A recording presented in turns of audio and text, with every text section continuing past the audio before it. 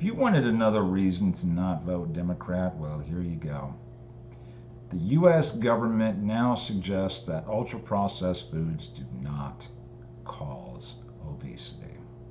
Now, why am I blaming the Democrats for this one? Well, according to this little paragraph that I highlighted earlier, this report comes from a group of 20 nutrition experts from across the country that are elected by the Department of Health and Human Services and the U.S. Department of Agriculture to draft new national nutrition recommendations.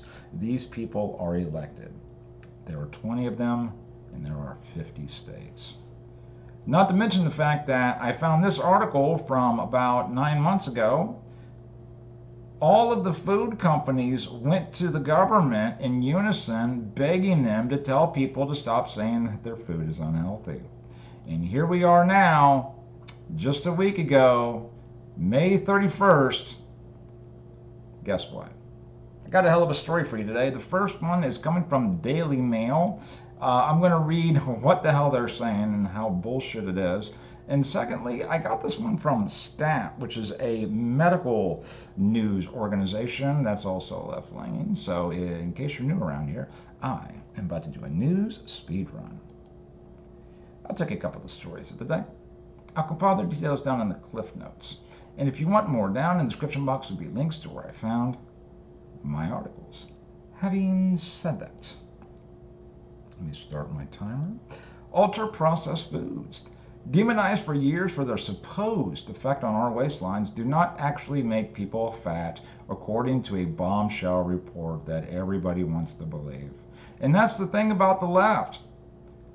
Body positivity, veganism, you can be whatever you want to be. Gender, you pick it, we'll let you have your fantasy.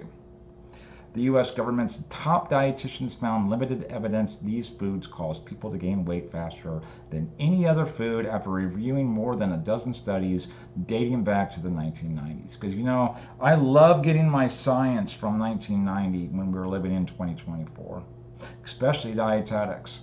The report has not been released in full and only in segments have been uploaded online, but the snippets suggest that there is nothing intrinsic about processed foods that cause obesity, and the amount of calories one eats is the most important factor for weight gain. I have an education, an associate's degree in science from Columbus State Community College, and my education was in dietetics. At the very end, I'm going to go ham on how bullshit that is. The report comes from the U.S. Dietary Guidelines Advisory Committee, whose findings inform nutrition labels and public health recommendations for food.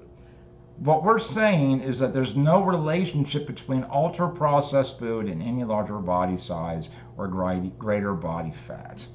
And as I pointed out in my opener, these individuals are voted in.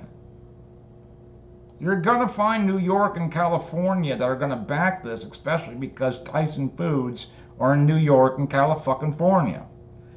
And let me go to my second article here just to point this out before I hope you have a good week. Food companies to regulators, please don't worry about ultra-processed anything. Listen to the language. The food industry is anxious that regulators are focused too much on the health impacts of so-called processed foods. The popular ill-defined food group that includes everything from hot dogs and chicken nuggets to cookies and potato chips. What you really want to avoid is vegetable oil. If you want to have some like honesty out of this situation, if you want like real recommendations, please, for the love of Pete, just avoid vegetable oil. I'm not saying go full carnivore, but have some meat too. Frozen food makers in the meat industry on Tuesday are speaking to a panel of nutrition experts tasked by the federal government with advising on the next round of national dietary guidelines. And what are we going through just a week ago? When was this article? September 12th, 2023? And this one was done a week ago. I'm telling you, if you need another reason not to vote Democrat, they don't care a shit about you. All they care about is money. Because who the hell would say that ultra-processed foods aren't going to make you as fat as anything else? Calories matter. That's the point that they're going to make before I let this go.